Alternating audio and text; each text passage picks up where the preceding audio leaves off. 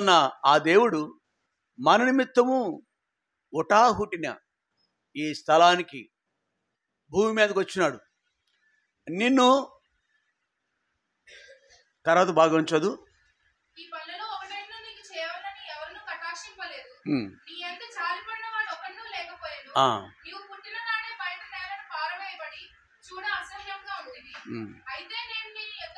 అయితే నేను నీ యొద్దకు వచ్చి రక్తములో పొర్లుచున్న నిన్ను ఇది పని చేస్తున్నాడు. అయితే నేను ఎవడును నీ మీద జాలి పడలేదు, కానీ అయితే నేను నీ వద్దకు వచ్చి రక్తములో పొర్లుచున్న మనలను మానవులోని నిత్యంలోనికి, ఆ దుర్బల స్థితి, పాపిష్టి స్థితిలో ఉన్న మనుషుని జ్ఞాపకం చేస్తుంది. ఆ లేఖన భాగాలు యెహెజ్కేలు గ్రంథము 16వ అధ్యాయం 4, 5, 6 వచనాల్లో ఉన్న ఆ లేఖన సత్యాలు మనము గతంలో దేవునికి దూరంగా ఉన్న సమయాన్ని జ్ఞాపకం చేస్తుంది. అయితే ఆ మానవ జాతిని కొందరు కొరకు కాదు, యేసుక్రీస్తు అందరికీ ప్రభు. ఆయన సర్వాధికారి, సృష్టికర్త, సమస్తానికి మూలమైన దేవుడు, ఆదియు అంతమైన దేవుడు, భూత భవిష్యత్ వర్తమాన కాలాల్లో ఏకరీతికున్న ప్రభు. ఆయన మనల్ని ఎంతో ప్రేమించి చూడని అసహ్యంగా ఉన్న మనలను, చావటానికి సిద్ధంగా ఉన్న మనలను మానవుల నుండి లేవనెత్తి బ్రతకమన్నాడు. ఆయన బ్రతికించాడు. ఇప్పుడు మనము ఆయనకి ఎలా ఉన్నామంటే, పేతురు రాసిన మొదటి పత్రిక 2వ అధ్యాయం 9వ వచనం ప్రకారం, పేతురు రాసిన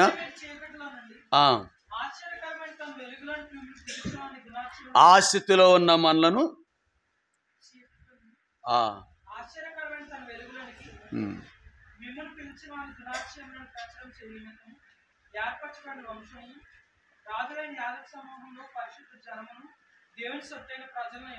గత స్థితి మనము చీకట్లో ఉన్నాం. అయితే ఆయన లోకానికి వెలుగు కదా, మనలను వెలుగులోని తీసుకొచ్చినాడు. ఆశ్చర్యకరమైన తన వెలుగు, జీవపు వెలుగు, అది ఆశ్చర్యకరమైనది. మన నిత్యము జీవించేటట్లు చేసే వెలుగది. ఎందుకు తెలుసా? ఈ అనుభవించాడు మనకి ఆ దుస్తుల నుంచి విడుదలవ్వటం ఒకటి, రెండవది ఆశ్చర్యకరమైన ఆయన వెలుగులో మనల్ని ప్రతిష్ఠించినాడు.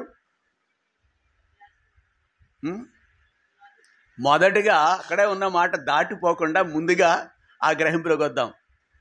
ఏం చేయాలి? ఆయన గుణాతిశయములను, తర్వాత ఆధిక్యతలు మనకి అవి వేరు. ఏర్పరచబడిన వంశము, రాజులైన సమూహము, పరిశుద్ధ జనము, దేవుని యొక్క సొత్తైన ఈ అనుభవం, ఇంతటి ఆత్మ సంబంధమైన ఐశ్వర్యం మనకిచ్చిన ప్రభువుని గురించి మనము ఆయన గుణాలు, ఆయన ఎవరు అనేది ఇతరులకు, నీ ఇంటి వారికి మొదట.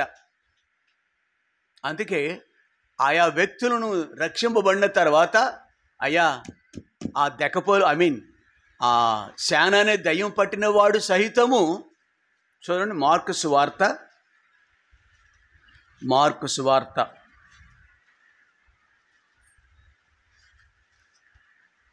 5వ అధ్యాయము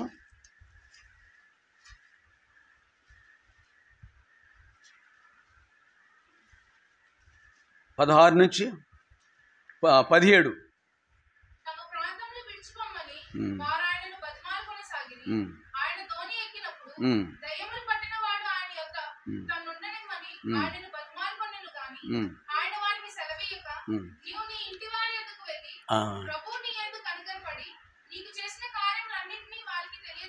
చాలు. చీకటిలో నుండి వెలుగులోనికి, ఆశ్చర్యకరమైన వెలుగులో తీసుకురాబడిన మనము, ఏర్పరచబడిన వంశమును, రాజులైన యాజక సమూహమును, పరిశుద్ధ జనమును, దేవుని సొత్తైన ఈ ఆత్మ సంబంధమైన ఐశ్వర్యము కలిగి ఉన్న మనము ఆయన ఎవరో ప్రకటించాల. ఆయా సమయాల్లో ఆయన సశరీరుడిగా భూమి మీద ఉన్నప్పుడు అనేకులను ప్రత్యక్షంగా దర్శించి స్పర్శించిన ప్రభు అదే చెప్పాడు వాళ్ళకి. ఆ ధన్యతను వారు కోల్పోవటానికి ఇష్టం లేక తదేకగా ముఖాముఖిగా ఆయన చూసిన అనుభవం, పొందిన మేళ్ళు చూసిన తర్వాత, దేవా మేము నిన్ను విడిచిపెట్టలేము. ఈ మనుషుడు అంటున్నాడు కదా, సేనానే దెయ్యం పట్టినవాడు, బహుకాలము తాను గాయపరుచుకుంటూ హీనమైన బ్రతుకు కలిగిన వాడు, ఆ దుర్బల పరిస్థితి నుంచి వెలుపలికి వచ్చిన తదుపరి అంటున్నాడు కదా, ఆయన ధోని ఎక్కినప్పుడు దెయ్యములు పట్టినవాడు ఆయన వద్ద తను ఉండనిమ్మని. ఏంటో కొంతమంది ప్రభువుని నమ్ముకున్నామంటారు, రక్షింపబడ్డామంటారు, విశ్వాసం చెప్పుకుంటారు, కానీ దేవుని మందిరంలో కనపడరు. వాళ్ళు దేవుని కంటే సుఖానుభవం వాళ్ళకి ఒకవేళ ఎక్కువగా ఉందేమో, ఒకవేళ కుటుంబమేమో, పిల్ల పాప ఏమో, కొందరు గొడ్డు గోదాములు అంటారు, అవి కూడా ఉంటాయి. రావాడ లక్ష్మిని గేదెల దగ్గర పాలు పితుక్కుని జీవనోపాధి చేసేది. భర్త అంతందు మాత్రమే. అది ఆమెతో ఉన్న నాకు పరిచయం. నమ్మకమైన బిడ్డే, కానీ తను కలిగి ఉన్న వ్యాపకం ఉందే, ఆ పశువులు పెంచటం, పాలు, కుటుంబాన్ని పోషించుకోవటం, మందిరానికి రావటంలో చాలా ఇబ్బంది పడేది. నెమ్మదిగానో గట్టిగానో చెప్పేవాడిని, అమ్మా ఆదివారం దేవునికి ఇవ్వు. ఎప్పుడైతే ఒకానొక రోజు వచ్చింది, ఆ గేదెలు అమ్మేసింది,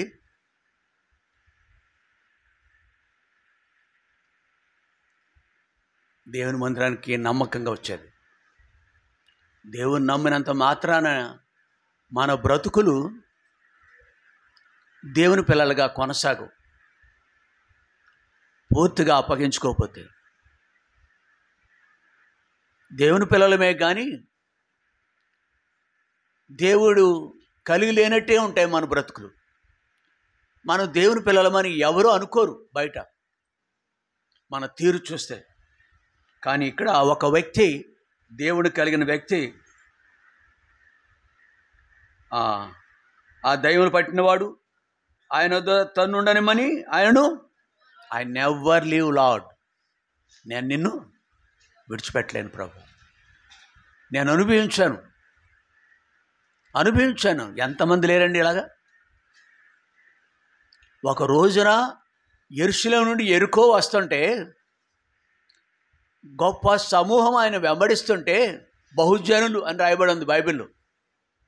బహుజనులు అంటే లెక్కింప సఖ్యం కాని జనులు ఆయన వెంబడిస్తున్నారు. కానీ ఒక వ్యక్తి ఎప్పటి నుంచో కోరిక కలిగింది, ఏమని? ఆయన చూడాలి.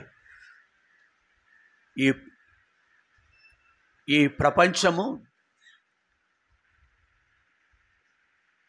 ఈ ప్రపంచపు నటన వల్ల నాకేం తృప్తి లేదు. ధనవంతుడు ఆ వ్యక్తి, ధనదాన్నే బోళాలు ఉన్నాయి, వెండి బంగారాలు ఇంటి నిండా ఉన్నాయి. కుటుంబము తను కూడా అంతవరకు ఒక కురికినారేమో, అంటే సంతోషించారేమో, కానీ నిజంగా హృదయం ముందు నెమ్మది లేదు. ఆ నోట ఈ నోట విన్నాడు ఆయన గురించి, దేవాతి దేవుని గురించి, I want to see him. కానీ కొన్ని అపరాధాలు ఉన్నాయి. మనుషులందరి దృష్టికి అతను చెడ్డవాడు, ధనికుడే కానీ ఎవరు అతను ప్రేమించట్లేదు. ఆ ఊరి వారు ఎవరు ఇష్టపడరు అతనంటే. అదొక అపరాధం. రెండవది ఉద్యోగం. మూడవది సహజంగా ఆయన పుట్టిన స్థితి, అంటే అది. కాబట్టి ఏదో లోకంలో సామెత చెప్తారు, ఇట్లాంటి టైంలో ఏం గుర్తు చేసుకోవాలి? Where there is a will there is a, మనసుంటే, అబ్బా మనకు అందరికీ తెలుసు, రియల్ మైండ్. రక్షణ కార్యము యేసుని చూసిన తర్వాత కాదు, వినుడి ద్వారానే విశ్వాసం కలిగింది. నేను నీ ఇంట ఉండవలసి ఉన్నది ఓ జకయ్య, నేడు నేను నీ ఇంట. ఇంకా ఎంత కార్యం అండి! ఈ మనుషుడు అన్నాడు, అయ్యా తన్ను ఉండనిమ్మని అతనిని. ఆ వ్యక్తి అన్నాడు. తర్వాత ఏం జరిగిందో, భోజనం పెట్టుంటాడు, మంచి భోజనం. ఎవరినయ్యా తీసుకొచ్చాను మన ఇంటికి అన్నదేమో ఆమె గారు, భాగస్వామి భార్య. అందరూ కొత్త వాళ్ళని తీసుకొస్తే మీరు ఇష్టపడతారా సహోదరులు? నీ తరపు వాళ్ళైనా తెలియాలి, లేకపోతే ఆయన తరపు అయితే అంత తొందరపడవు వంట చేయటానికి. అంతే, మనకంత హృదయంలో లోపలి నుంచి పైకి ఉబకదు, జలాలు ఉబుకినట్టుగా మన అంటేనే వస్తుంది. అంటే నా తరపు అట్లా. ఇక్కడ లేరులేండి అట్లాంటి వారు. సహజం, ఏంటో స్వభావం అలాంటిది. రక్షింపబడిన తర్వాత అలా ఉంటారో లేదో నాకు తెలియదు, కానీ భార్య ఏమందో ఆ సమయంలో, మెట్టుకు అబ్రహాము మెట్ట మధ్యాహ్నమా, అబ్రహాం భార్య విసుక్కోలేదు. ఎవరో అన్నోను తెలియని వ్యక్తుల్ని తీసుకొచ్చాడు ఇంటికి. ఒకరు కాదు, అనేకులు వచ్చారు ఆయనతో పాటు. అబ్రహాం భార్య యోగ్యురాలు. భర్తను ఏమంటా తెలుసా? Is my master. నిండు హృదయంతో గౌరవిస్తుంది. జక్కయ్య భార్య కూడా అలాగే. ఆయన వచ్చింది సామాన్యుడు కాదు, ఆకాశం మహాకాశం పట్టజాలని వాడు. బహుశా ఆయన ముఖంలో కూడా ప్రకాశం కనిపిస్తుంది, దైవికమైన ప్రకాశం కనిపిస్తుంది.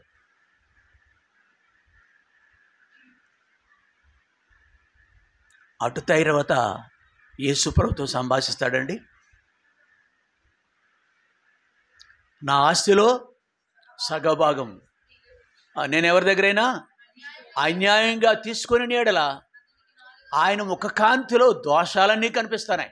అంతవరకు ఎప్పుడు కూడా ఫీల్ అవ్వలేదు, అట్లాంటి ఫీలింగ్ లేదు అతనికి.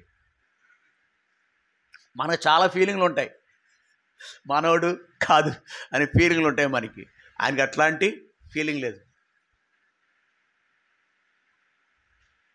యేసుని చూడగానే అట్టర్ ఫ్లాప్ అంటారు చూడండి, పూర్తిగా. అంటే ఇక్కడ ఫ్లాప్ కాదు కానీ పూర్తిగా లోక సంబంధంగా అట్టర్ ఫ్లాప్ అయ్యాడు. శారీరకంగా, దైవికంగా కంప్లీట్ ఏమయ్యాడు? హలో, ఏమయ్యాడు? Very good. ఇక్కడే ఉన్న స్ప్రో ఇక్కడే ఉంది.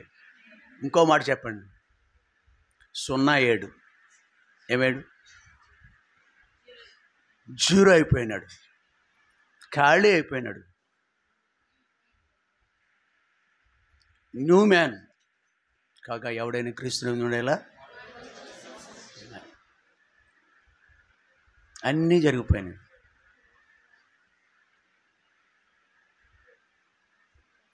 అది గుణాతిశయాలు ప్రచురించడం అంటే అది మనం. కానీ ఇక్కడికి వచ్చేద్దాం, మనం చదువుకున్న దగ్గరికి వద్దాం. మనం చదువుకున్న భాగము సామెతలు 8వ అధ్యాయం 13వ. యెహోవా యందు, అంటే గుణాతిశయాలు ప్రచురించాలని ఇండైరెక్ట్గా దీని యొక్క అర్థం. యెహోవా యందు భయభక్తులు గలవాడు చెడుతనమును, ధైర్యం ఉండాలి మాట చదవాలంటే. యామై సచ్ టైప్, నేను ఇలాగే ఉన్నానా? ప్రియులరా, మనల్ని లోకంలో ఉన్న వారిని వేరు చేశాడు, తన సొత్తైన ప్రజగా చేసుకున్నాడు.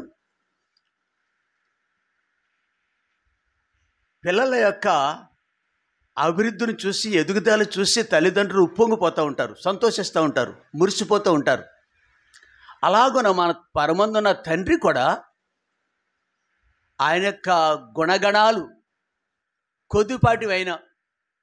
కొద్దిపాటివైన మనలో చూడాలని ఆశపడుతున్నాడు. కానీ మనల్ని మరన్నిటికీ తీరక అట్టుండవలసిందనే క్రయధనము అనగా ఆయన రక్తాన్ని మన కొరకు అర్పించుకున్నారు. అంత వెలయిచ్చి కొన్నారు. కానీ ఆయన కోరిన స్థానంలో మన జీవితాలు లేవని లేఖనాలు సెలవిస్తున్నాయి. ఆయన ఉద్దేశం ఉన్నతమైంది. అందుకే యెషయా గ్రంథము 55వ అధ్యాయం అనుకుంటా 7-8 వచనాలనయ్యి. 55, 7-8 వచనాలు అమ్మా. 8-9 ఓకే, చదువు. ఉమ్, చాలు. మన పట్ల కలిగిన ఉద్దేశాలు మనకు అర్థం కావు. దేవుడు కలిగి ఉన్న తలంపులు, ఆకాశములు భూమికి పైన ఎంత ఎత్తుగా ఉన్నావో మీ మార్గముల కంటే నా మార్గం, మీ తలంపుల కంటే నా తలంపు. ప్రియ సహోదరి, దేవుని యొక్క ఉద్దేశము మనము ఆయన వలె, ఆయన ఒక మార్గం చూపించాడు మనకి, ఆయన వలె ఉండాలని. అందుకొరకే మనము వారంలో పలు సమయాలలో పలు దఫాలుగా మందిరానికి వస్తాం. బైబిల్ స్టడీ, ప్రార్థన, లింక్ ప్రేయర్ ఇలాంటి రోజు వస్తున్నాం. వచ్చేవాళ్ళు ఉన్నారు ఇక్కడ మందిరానికి. ఎందుకో తెలుసా? ఆయన కొరకు జీవించాలని తపన మనల్ని అలా నడిపిస్తుంది. ఆయన వలె, ఆయన కొరకు జీవించాలి, ఆయన వలె జీవించాలని అనే తపన మనలో. అయితే ఇక్కడ ఆయన మనను నా సఖ్య సాంపాద్యమని చెప్పినప్పటికీ నుండి మన అంతరంగంలో ఏమున్నా తెలుసా? మనిషి యొక్క అంతరంగంలో గర్వము, అహంకారము, దుర్మార్గత, కుటిలమేనా అంటే చాలా ఉంటాయి. కానీ శరీర కార్యాలు ఏమనగా అనేది అక్కడ ఉందనుకోండి. దాంట్లో ఇక్కడ 1-2 మాత్రం చెప్పినాడు. మన అంతరంగంలో ఇవి మాత్రం ఎక్కడో ఒక చోట కనిపిస్తూనే ఉంటాయి. ఒకవేళ బాహ్యానికి మనం అంటాం చూడండి, అందరికి కళ్ళకి కనిపిస్తాయి కొన్ని చెడు పనులు. 1, 2, 3 అని లెక్క పెడితే 2, 3 కనిపిస్తాయి మనుషుల మధ్య. అవి కనపడవు అంటే అంతే, మనలో అవి కనపడు. కానీ ఇవి మాత్రం దాగి ఉంటాయి. ఎలాగంటారా? రక్త కణాలు, శరీరంలో ఉన్న రక్త కణాలు ఎవరైనా లెక్క పెట్టారు డాక్టర్ తెలుసా? లెక్క మనుషుల్లో ఉన్నాయి. సైన్స్ వాళ్ళు. అండ్ మీరు సైన్స్ కదా, నేను ఆర్ట్స్ కదా.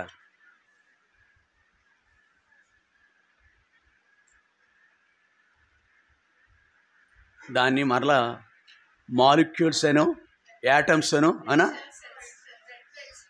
2 మాటలు ఏదో నేను కూడా నేర్చుకున్నానులేండి. అవి అసంఖ్యాకంగా ఉంటాయి. అణువులు, చిన్న చిన్న పరమాణువు కూడా అంటారుగా, కొన్నిటిని అణువులు లెక్క పెట్టిన పరమాణువు ఉంటుందా అంటే బాగా చిన్నదా? చిన్నది. శరీరంలో క్యాన్సర్ సంబంధించినవి కూడా అలాగే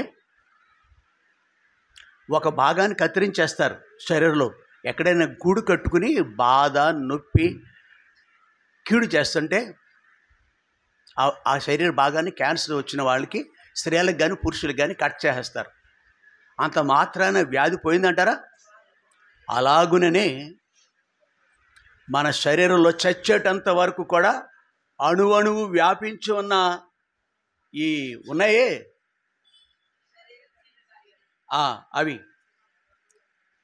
ఎక్కడ, అందుకే అంటాడు కదా, రండి ఇక్కడ చూద్దాం. మనము కీర్తన గ్రంథం దగ్గరికి వెళ్దాం. ఇందాక ఆరాధన వర్తమానంలో చూసాం, మరొకసారి వెళ్ళాలి.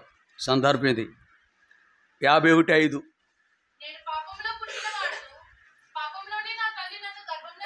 చాలు.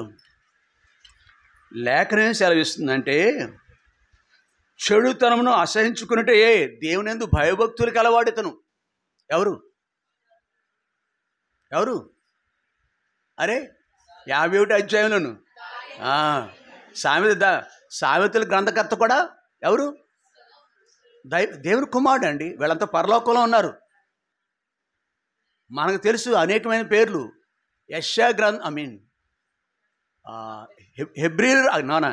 హెబ్రీలు రాసిన పత్రికలో కొంతమంది పేర్లు రాయబడి ఉంటాయి. ఆ పేర్లలో ఒక సామాన్యుడి పేరు ఉంటుంది. చెప్పండి మీరు. నా దృష్టిలో సామాన్యుడు అతను. వీరులు, విశ్వాస వీరుల్లో రాయబడింది. సంసోన్ అని రాయబడి ఉందా లేదా? కాబట్టి ఎన్ని మనలో అప్ అండ్ డౌన్స్, లోటుపాట్లు కనిపిస్తా కానీ అంచముగా దేవునికి సమీపంగా వెళ్ళారు వాళ్ళు. దేవుని చేత అంగీకరింపబడ్డారు. ఏ లిస్టులో ఉన్నారు వాళ్ళు? విశ్వాసులే, వీరుల లిస్టులో ఉన్నారు. అంటే దీన్ని జయించారు. దేవునందు భయభక్తులు కలిగి చెడుతనమును, మనలో కుటిలము, గర్వము, అహంకారము, దుర్మార్గత, కుటిలత, ఇంకా మరికొన్ని ఎక్సెట్రా అనేవి రక్త అణువులు లేక కణముల కంటే అసంఖ్యాక లెక్కింప సఖ్యము కాని ఈ కోవకు చెందిన అణువును కూడా ఇవి గుణలక్షణాలు మనలో ఉంటాయి. ఒకసారి యేసు ప్రభు మనలోకి వచ్చినంత మాత్రాన పూర్తిగా మనము సంపూర్ణ సిద్ధి పొందలేదు, సంపూర్ణ స్థితికి మనము చేరలేదు.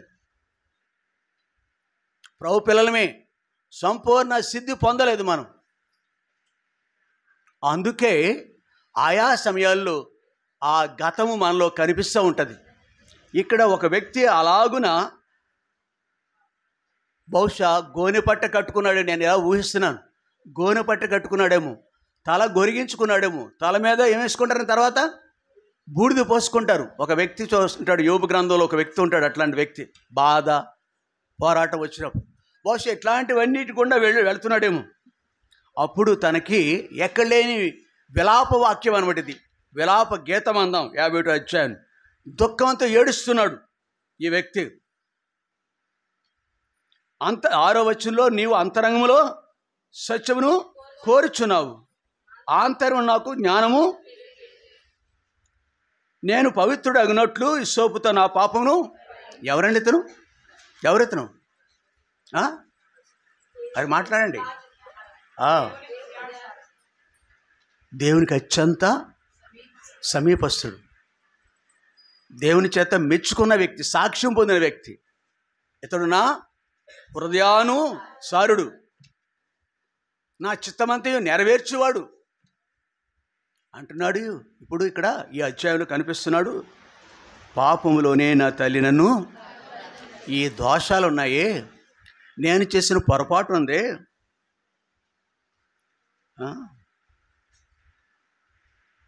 ఎలా ఉందో, ఎంత దీన పరిస్థితిలో ఉన్నాడండి. ఉత్సాహ సంతోషాలు నాకు వినిపింపుము, అవునా, నా పాపములకు విముఖుడువు కమ్ము, నా దోషములన్నీ తుడిచివేయము, దేవా నా యందు శుద్ధ హృదయము,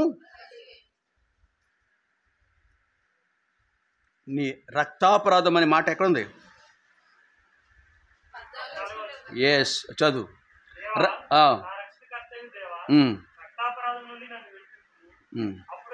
చాలు. ఎలాంటి దోషాలు అతని మీద పుంకాలుగా నేరారోపణ చేస్తున్నాయి. అందుకని విలపించే స్థితిలో దేవుని దగ్గరికి వస్తున్నాడు. ప్రియ సహోదరి, దావీదు లాంటి మహారాజే, గొప్ప దైవజనుడు, బహుశా ప్రవక్త అని కూడా తన గురించి రాయబడి, దైవజనుడు రాయబడి ఉంది బైబిల్లో, ప్రవక్త కూడా అని రాయబడి ఉంది. అంటే అది ఉన్నత స్థాయి కలిగిన వాడు ఒకనొక రోజున దేవుని సన్నిధిలో ఇట్లా విలపించి, దేవునికి అంగీకారమైన జీవితం లేని పరిస్థితిలో కూర్చుని ప్రార్థిస్తున్నాడు. మరి బలలో పాలు పొందటానికి వచ్చిన బల దగ్గర మోకరించిన మన హృదయ స్థితి ఎట్లా ఉంది? సామెతల గ్రంథంలో 13వ వచనంలో, యెహోవా యందు భయభక్తులు కలిగి చెడుతనమును అసహించుకున్నాడు ఒకప్పుడు. కీర్తన గ్రంథంలో 4వ అధ్యాయంలో 1వ వచనంలో, నా నీతికి ఆధారముకు దేవా, అట్లాంటి నీతివంతుడు, యథార్థవంతుడు, పరిశుద్ధుడుగా దేవుని చేత మెప్పు, ఘనత, మహిమ పొందిన ఈ యొక్క దావీదు ఒక రోజున తన దోషాలు బట్టి దేవుని దగ్గర ఏడుస్తున్నాడు. అంటే మనం ఎప్పుడైనా ఎక్కడైనా ఏదో రీతిగా దుష్టుడికి అవకాశం ఇస్తాం, మాట యందు క్రియలందు తప్పిపోయే వ్యక్తులుగా ఉంటాం. కాబట్టి అట్లాంటివి ఏవైనా వాక్యపు వెలుగులో దేవుని యొక్క ముఖకాంతిలో మనకి ఈ దినాన కనిపిస్తుంటే, దావీదు వలె మనం కూడా తన సన్నిధిలో మోకరించి ప్రార్థన చేద్దాం. ప్రభువా నన్ను కడుగు, పాపిని ప్రభువా, నా దోషాలు ఈరోజు నాలోనే కాదు, నా అమ్మ అంటే పాపములోనే నా తల్లి నన్ను. బహుశా అలా వెనక చూద్దాం, ఒకవేళ ఇతని తల్లి పాపంలో గర్భం ధరించుంటే వాళ్ళ అమ్మమ్మ వీళ్ళ అమ్మని ఎక్కడ ధరించింది? అలా ముందుకి ఎక్కడొచ్చింది, ఎక్కడ అంటుకుంది ఇది వ్యాధి? ఆది కాండములో 3వ అధ్యాయంలో 6వ వచనం చదవండి. ఆది కాండము 3వ అధ్యాయం 6వ వచనం. అది మంచిదియు కన్నులకు అందమైనదియు. చాలు, 3 విషయాలు కనిపిస్తున్నాయి ఇక్కడ. అది మంచిదియు, అందమైనదియు, మనుషుడు ఇక్కడే మోసపోతూ ఉంటాడు. స్త్రీలైనా పురుషులైనా దేవుని పిల్లలైనా దేవుని పిల్లలకు అడ్డు అదుపు లేదు అనుకోండి, అడ్డు అదుపు ఉండదు. లోకమంతా వాళ్ళది, లోకంలో వాళ్ళకి అభ్యంతరాలు ఉండే వాళ్ళకి. దేవుని పిల్లలకే పరీక్ష అనేది, పరీక్షించుకోవటం అనేది దేవుని పిల్లలకే ఉంది. వాళ్ళ దగ్గరకు వచ్చాం మనం. ఇంతటి శ్రేష్ఠుడు తన దోషాలను జ్ఞాపకం చేసుకొని ఆ స్థితిలో ఉండుట ఏమాత్రమున అతను నెమ్మది లేక అంటున్నాడు కదా, ఉత్సాహ సంతోషము నాకు వినిపించుము.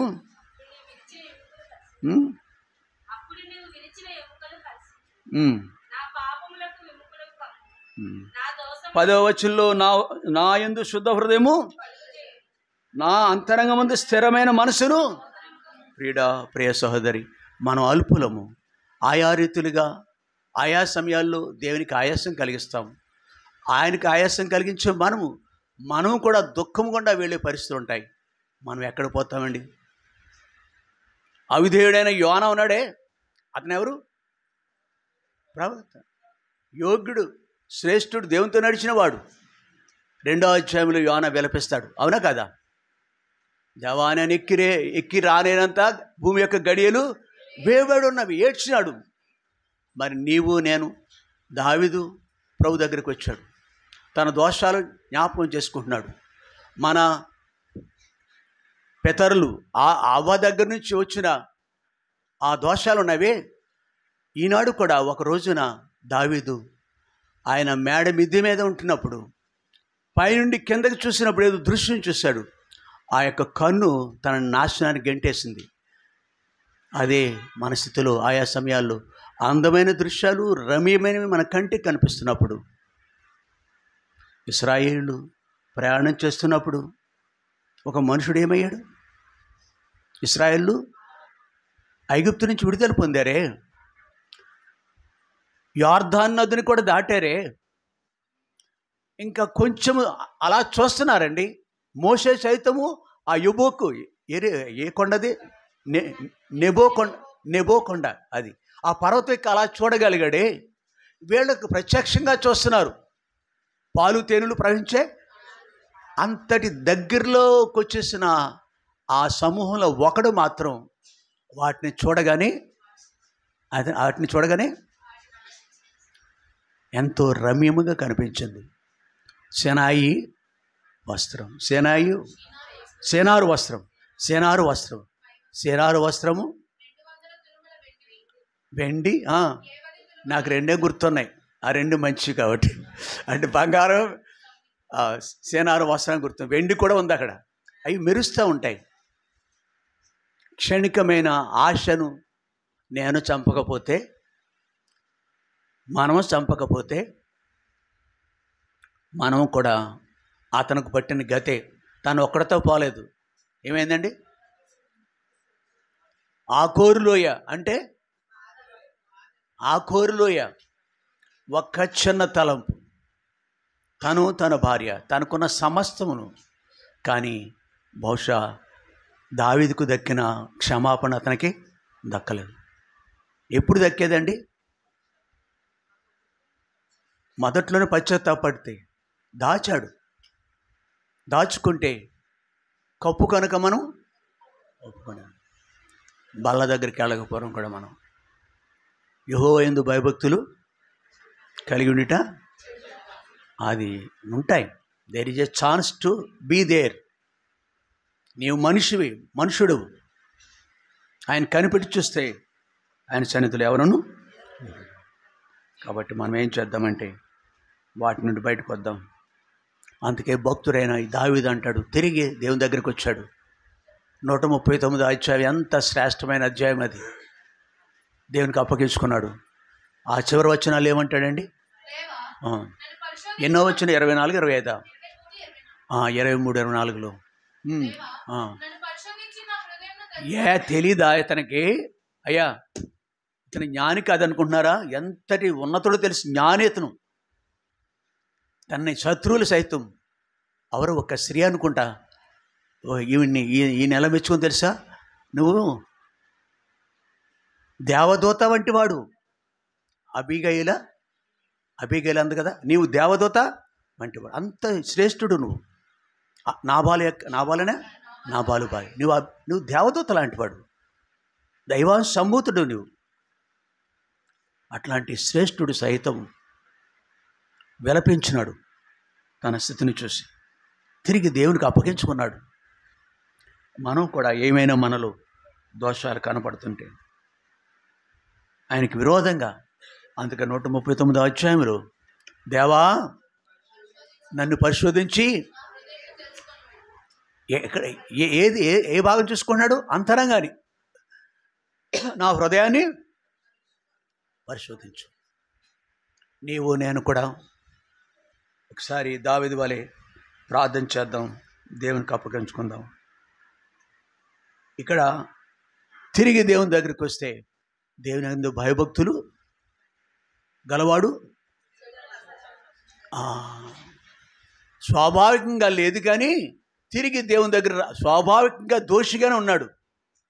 ఒక పాట ఉందండి, అపరాధిని యేసయ్యా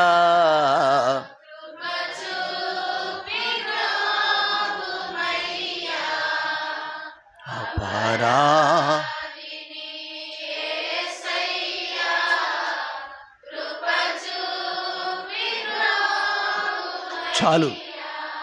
ఆ పాట వింటే మారు మనసు పొందుతారు ఎవరైనా సరే. చక్కటి స్వరంతో పాడతారు. సహోదరి అమ్మాయికి పడుతుందిగా, అబ్బాయి కూడా పాడాడేమో. ఎన్ని శరణాలు దాంట్లో. ఒక పాట మన బ్రతుకుని మార్చేస్తుంది, వాక్యం మనం మారుస్తుంది. దేవుని దగ్గరికి వస్తే మనం చూసాం కొంతమందిని, జక్కయ్య యాకోబుకు చెందినవాడే. ఆ స్త్రీ యాకోబు బావి దగ్గర యాకోబుకు చెందిన వాళ్ళు ధన్యులు, గొప్పవాళ్ళు అయిపోయారు. దావీదు గనుడే కానీ జారిపడిన అనుభవం కలిగిన వాడు, కానీ తిరిగి ఆ కానుక లేదు, ఆ ధన్యత దావీదు కలిగి ఉన్నాడు.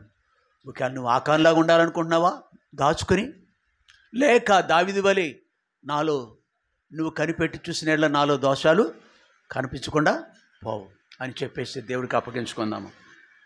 రోమపత్రికలో త్వరగా వెళదాం. రోమపత్రిక 7వ అధ్యాయం, రోమపత్రిక 7వ అధ్యాయం 14వ వచనం.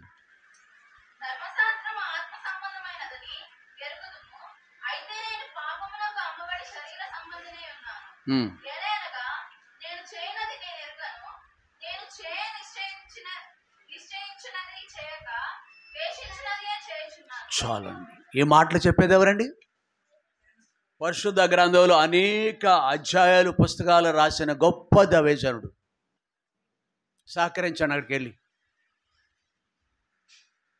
ఈ పరిశుద్ధ గ్రంథంలో గ్రంథ వాగ్దానంబులన్నీ నావే, ప్రతి అధ్యాయము వచనము తన దివ్య ప్రేమ వాగ్దానముల్. గ్రంథ వాగ్దానంబులన్నీ ఈ గ్రంథంలోని అనేకమైన పుస్తకాలు. అపోస్తలుడైన పౌలు ఎన్ని ఉంటాయని బైబిల్ కంటెస్ట్ పెట్టిన వాళ్ళు ఉంటారు ఇక్కడ. 14, 16 అనేక పుస్తకాలు రాసిన గ్రంథకర్త దైవజనుడు, అపోస్తలులో శ్రేష్ఠుడు కొన అనొచ్చు. ఆయన ఒక దినాన్ని ఇలాంటి ప్రార్థన చేస్తున్నాడు. నేను పాపములకు అమ్మబడి శరీర సంబంధమై ఉన్నాను. ఎలా అనగా నేను చేయనది నేను ఎరుగను, నేను చేయను ఇచ్చించినది చేయక ద్వేషించినదే.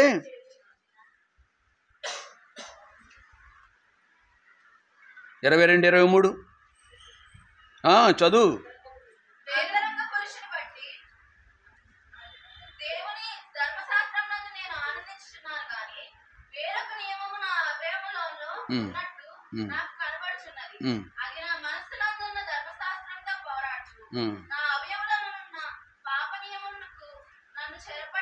నా అవయవలో ఉన్న పాప నియమము, దేర్ ఇస్ హిడెన్ ఇట్, మనలో దాగి ఉంది అది నియమం. ఒక చోట ఇద్దరు స్త్రీలు మాట్లాడుకుంటుంటే విన్నాను, ఒక గ్రామంలో. వాళ్ళ మధ్య 2-3 పిల్లలు, 15-20 సంవత్సరాల వయసు ఉన్న పిల్లలు ఉన్నారు. ఆ ఇద్దరు ఏమంటున్నారు, ఒక స్త్రీ ఆ బిడ్డను చూపిస్తూ, వీడు అంటే ఎదుగుతున్నారు కదా, వీడు అంత తేలిగ్గా దేవునికి లోబడడు. ఎవరో కాదు, తన కొడుకునే అంటుంది. వీడు తొందరగా దేవునికి అంటూ ఏమంటుందంటే ఆమె, నా భర్త ఉన్నాడే, ఆ ఇంటి పేరట ఉన్నారే, వాళ్ళు తొందరగా అంటే ఎవరినో వేలు పెట్టి చూపించడం తేలికే కానీ తన ఇంటి వాళ్ళు మాత్రం తన గురించి మాత్రం తను ఎప్పుడు అది తెలివైన వాళ్ళండి. మనము తేలికగా విశ్వావరి ఇదేంటి చూపుడు వేలు అంటాం కదా, నో, ఇలా దావీదు వలె చేయాలి, మనం ఇలా మాట్లాడాల. వేరొక నియమము నా అవయములో ఉన్నట్టు నాకు కనబడుచున్నది, అది నా మనస్సు నందున్న ధర్మశాస్త్రంతో పోరాడుచు నా అవయములలో పాప నియమునకు నన్ను. ఆ బిడ్డ రక్షింపబడాలంటే నీ అత్తవారి ఇల్లు వల్లే కాదు, అతను బంధింపబడతాం. ఎవరి వల్ల? నీ వల్ల కూడా, నీలో కూడా ఉంది. ఇలాగనాలి అంటే వాళ్ళ అమ్మమ్మల్లోనూ దావీదు చెప్పినట్టుగా పాపంలోనే నా తల్లి నన్ను గర్భము ధరించానైతే వాళ్ళ అమ్మ పాపం అయితే వాళ్ళ అమ్మమ్మ ఎక్కడికి వెళ్ళింది, అది ఆమె దగ్గరికి వెళ్ళింది కదా, ఆమె దగ్గర నుంచి వచ్చిన దోషాలన్నీ అది నీలో కూడా ఉంటుంది. కాబట్టి మన ఇతరుల గురించి మాట్లాడే ముందు ఇలాగున పౌలు వలె దేవునికి అప్పగించుకోవాలి, మన పిల్లల గురించి ప్రార్థన చేయాలని సారాంశం. అపనిందలు వేయటం చాలా తేలికే, మనం స్వపరీక్ష చేసుకోవాలా, మన పిల్లల కొరకు మనం మొర్ర పెట్టాలనేది లేఖనం జ్ఞాపకం చేస్తుంది. ఇలాగ నలిగిపోతున్నాడే ఘర్షణతో ఈ దైవజనుడు. చివరికి ఏమంటున్నాడు తెలుసా? 24వ వచనం, అయ్యో నేనంత దౌర్భాగ్యుడును, ఇట్టి మాడమునకు లోనే శరీరం నన్ను ఎవడు. ఒకవేళ కరెంటు స్తంభం మీద రిపేర్ చేయడానికి లైన్ మ్యాన్లు ఎక్కుతారు, తెలియని రీతిగా మరొక చోట ముందు ఆఫ్ చేస్తారు, తర్వాత ఆన్ చేసేస్తారు. అవి కరెంటే మెయిన్లో సబ్ స్టేషన్లు ఎక్కడో. ఆడు ఏమంటాడు తెలుసా? ఈ మాట అంటాడు, అయ్యో అయిపోయింది, పొద్దు గావు కేకేస్తాడన్నమాట. మనం కూడా మనలో ఉన్న దోషాలు మనల్ని చెరపడతాయి, బంధింపబడి మళ్ళీ తిరిగి రాగలనా, విడుదల పొందగలనా అనే భయం. ఒకవేళ కొన్నిసార్లు మనలో దోషాలు కనబడవు. అపోస్తలుడైన పౌలు అదే అంటాడు, నన్ను నేను విమర్శించుకునేలా నాలో దోషం కనపడదు, దేవుడే నన్ను ప్రభు వెలుగులో, ప్రభు సన్నిధిలో నా గురించి, నా పిల్లల గురించి, మన గురించి, మన కుటుంబం గురించి. ఒకవేళ ఇదే పరిస్థితి అయితే అంతరంగం మనకి, దావీదు అంతరంగంలో సత్యం లేదు, రక్తాపరాధనను ఒప్పుకుంటున్నాడు. ఒకవేళ బెత్షెబా బట్టి అయితే ఒక క్షమించేవాడేమో, కానీ క్షమించండి మీరు నన్ను ఈ విషయంలో. ఆయనే అన్నాడు, వాక్యంలో ఉంది, కావలిస్తే నీకు అనేక మంది ఇస్తాననే ఉందా లేదా? కావలిస్తే నీకు నేను ఇంకా అనేకుల్ని, ఎందుకు నువ్వు ఆ ఊరియాని చంపావు, అది దోషం, అక్కడ రక్తాపరాధం, అందుకు దేవుడు శిక్షించాడు. నువ్వు ఎలా చేశావు కాబట్టి నిన్ను ఇలాగ శిక్షిస్తానన్నాడు, చెప్పడా లేదా? అది నేను అది భయంకరమైనది. నువ్వు రహస్యంగా చేసావు కానీ నేను ఏం చేస్తాను, పబ్లిక్గా అందరూ డాష్లో పూర్తి చేయట్లేదు, మీరు వద్దు. దావీదుకు శిక్ష విధించాడు. కాబట్టి ప్రియులారా, మనము దేవుని దగ్గరికి వద్దాం. దావీదు వచ్చాడు, పౌలు కూడా వచ్చాడు ఇక్కడ. వెంటనే ఈ దుస్థితిలో ఉన్న పౌలుకు ఆకాశం ముందు దేవుడు కనిపిస్తున్నాడు, తనకు భూమి మీదకి వచ్చిన ప్రభు కనిపిస్తున్నాడు. మొదటి వర్తమానంలో చూసాం మనం, రోమపత్రిక 8వ అధ్యాయం ఇక్కడే ఉంది కదా మనకి. ఆ 4వ వచనంలో ధర్మశాస్త్ర సంబంధమైన నీతి విధిని నెరవేర్చబడవలని పాప పరిహారార్థ నిమిత్తము దేవుడు తన సొంత కుమారుని పాప శరీరాకారంలో పంపి ఆయన శరీరం ముందు పాపమునకు శిక్ష అనగా నా కొరకు శిక్ష ఆయనందు విధింపబడినది. అందుకని 25వ వచనం దగ్గరికి వస్తే మన ప్రభువుని యేసుక్రీస్తు ద్వారా దేవునికి కృతజ్ఞతలు స్తుతులు. వెంటనే ఇట్లాంటి దుస్థితిలో ఉన్న పౌలుకు ఒక మార్గం కనపడింది. ఒక మార్గం కనిపించింది.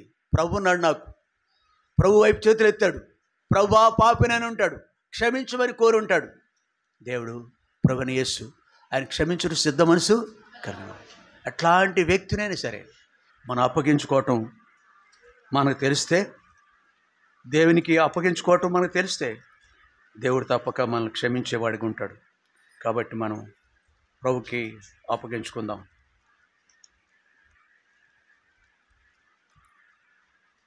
సామెతల గ్రంథంలో వెళదాం మరొకసారి. ఇక్కడికి యెహోవా యందు భయభక్తి కలిగి ఉండుట మనంతట మనం రాలేము, కానీ మాటి మాటికి అమ్మా వింటున్నారా, మాటి మాటికి ప్రభు దగ్గరికి వెళ్ళిన దావీదు వలే, పౌలు వలే, మరియు జక్కయ్య వలే దేవుని దగ్గరికి వెళ్ళినప్పుడు మనకు విడుదల, ఆశ్చర్యకరమైన విడుదల వస్తుంది. యోహాను సువార్త యోహాను పత్రిక మొదటి పత్రిక 5వ అధ్యాయం 4వ వచనం. యోహాను పత్రిక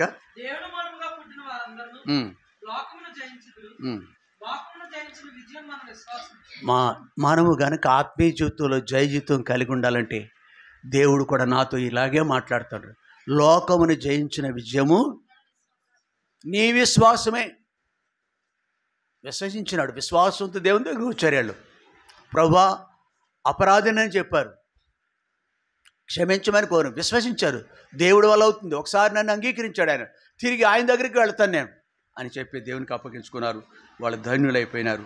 దేవుని భయభక్తులు కలిగి దేవునికి నమ్మకమైన వ్యక్తులుగా వీటి నుంచి బయటకు వచ్చారు. ఏది? గర్వము, అహంకారము, దుర్మార్గత, కుటిలమైన మాటల నుంచి వీటి నుంచి బయటికి రావాలంటే నీ అంతా నీవు రాలేవు. ప్రభు దగ్గర రావాలి, లేఖన దగ్గర రావాలి, ఆయనతో సహవాసం కలిగి ఉండాలి. అప్పుడు మనం దేవుని కోరిన స్థానంలో మనం ఉంటాం. మరొక మాట చూసుకొని దేవుని ముగించుకుందాం. మరొక మాట ఈ సామెతల గ్రంథంలోనే, సామెతల గ్రంథం 14వ అధ్యాయం 2వ వచనం.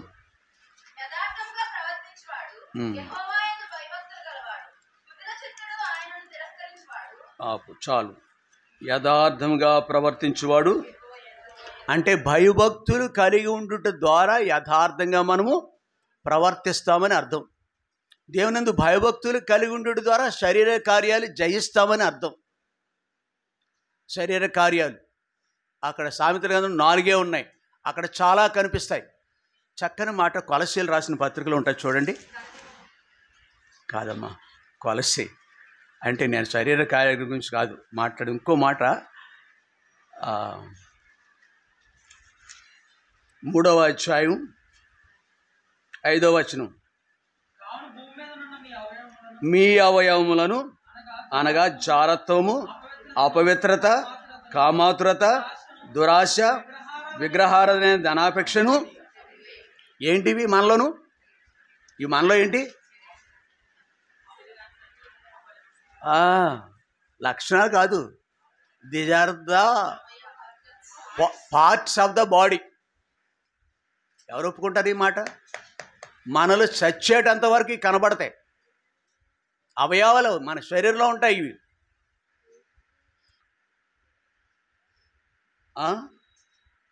మీలో మీ అవయవములను అనగా జారత్వము, అపవిత్రత, కామాతురత, దురాశ, విగ్రహారాధన, ధనాపేక్షను, అవయవాలు అంటే క్యాన్సర్ వ్యాధి అనమాట ఇది. ఈ దోషం అనేది క్యాన్సర్. కాబట్టి నిత్యము కూడా మనము దేవునికి అప్పగించుకున్నట్టు ద్వారా మాత్రమే, ఆయన దగ్గరికి వెళ్ళుట ద్వారా దాని ఆ జబ్బు నుంచి బయటికి రావటానికి ఆస్కారం ఉంది. కాబట్టి ఇక్కడ 14వ అధ్యాయం దగ్గరకు వద్దాం. మరలా సామెతలు 14వ అధ్యాయం 2వ వచనంలో యథార్థంగా ప్రవర్తించేవాడు చెడు తరముని వెలుపులు రావాలంటే ఆయన భయభక్తులే సహాయపడతాయి మనకి. ఆయన బట్టే మనం వాటి నుంచి బయటికి రాగలం. అది జీవిత పర్యంతరము కావాలి. ఒకరోజు కాదు, 10 సంవత్సరాలు కాదు. ఎంతకాలం? జీవితకాలం, లైఫ్ టైం. మోషే జీవించిన కాలం ఎంత? 120 సంవత్సరాలు.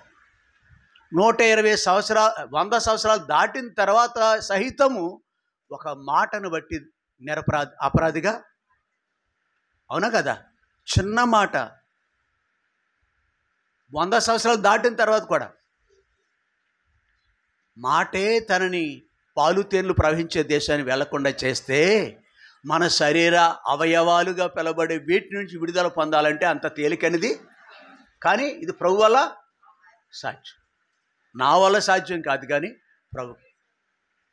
అందుకని మనము దేవుని దగ్గరికి వెళ్ళాలని. లేక రెండవ అనుభవం అనుకున్నా కదా, యథార్థంగా దేవునందు భయభక్తులు కలిగి ఉన్నవాడు యథార్థంగా జీవిస్తాడు అనే లేఖనం ఆధారంగా కొంతమంది జీవితాలు మనం చూడగలం. ఇక్కడ ఆదికాండము 37వ అధ్యాయం, ఆదికాండము 37వ అధ్యాయం. దేవునికి చోటిచ్చిన ఒక వ్యక్తి జీవితంలో 3వ వచనం 37.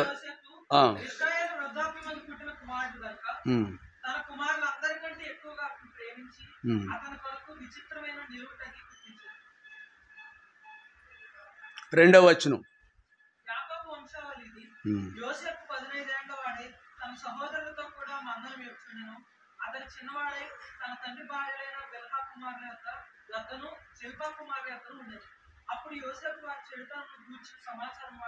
చాలు. బాలుడిగా లేకపోతే యవ్వనస్తుడిగా ఉన్న యోసేపులో యథార్థత కనిపిస్తుంది. ఎందుచేతన తెలుసా? దేవుని యందు భయభక్తులు కలవాడు. ఇది చెడుగాని చూస్తున్నాడు, ఇది మంచిది కాదని చూస్తున్నాడు. తన తోటి సహోదరుల యొక్క చెడుతనమును గూర్చి సహించలేకపోయిన వాడిగా ఉన్నాడు. అందుకే అతను తండ్రికి చెప్పేవాడు, తండ్రి యొక్క ప్రేమను పొందేవాడు.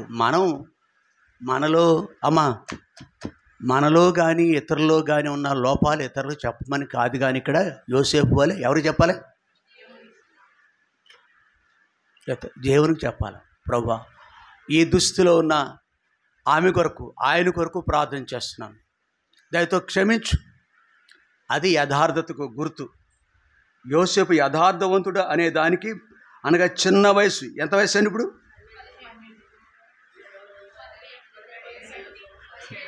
17, ఇంచుమించు యవన ప్రాయంలోకి వచ్చాడు. ఆ వయస్సు నుండి కూడా దైవ భయం కలిగిన వాడు కాబట్టి చెడుతనమును అసహించుకున్న దానికి రుజువుగా యోసేపు మనకు కనిపిస్తాడు. ఈ 39వ అధ్యాయంలో 39 2వ వచనం.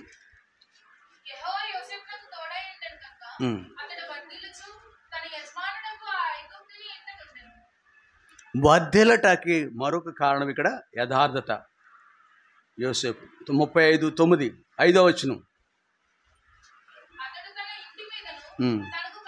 4వ వచనంలో అతని యొద్ద పరిచర్య చేయువాడు, ఇంటిలో ఉన్నాడు, అతను వర్ధిల్లుతున్నాడు. 4వ వచనంలో అతను పరిచర్య చేయువాడయ్యాడు. తర్వాత మూడవ అంతస్తు వర్ధిల్లటాకే అతని ఇంటి మీద అంతటి మీదను విచారణకర్తగా ఉన్నాడు. 4వదిగా యెహోవా ఆశీర్వాదం ఇంటి మీదనేమి పొలంలోనేమి అతనికి కలిగిన సమస్తం మీదను. ఎంతటి ఆశీర్వాదాలు యోసేపు పొందటం కాదు, యోసేపు ఎక్కడ ఉంటే అక్కడ ఆశీర్వాదం ఉండుటకు గల కారణం ఎవరండి? యోసేపా మరెవరన్నా?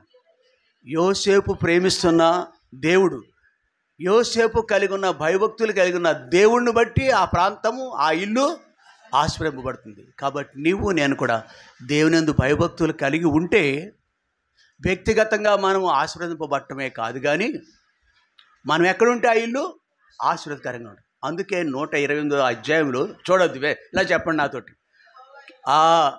128వ దావీదు కీర్తన 4వ వచనం నోటితో చెప్పండి.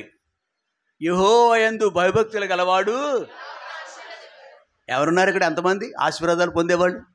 2023వ సంవత్సరం చివరి వరకు వచ్చామంటే ఇది ఆశీర్వాదా కాదా? ఆశీర్వాదంలో సహవాసం ఇచ్చుట ఆశీర్వాదం కాదా? పరిశుద్ధ గ్రంథం మన చేతిలో పెట్టుట రక్షణ ఆశీర్వాదం.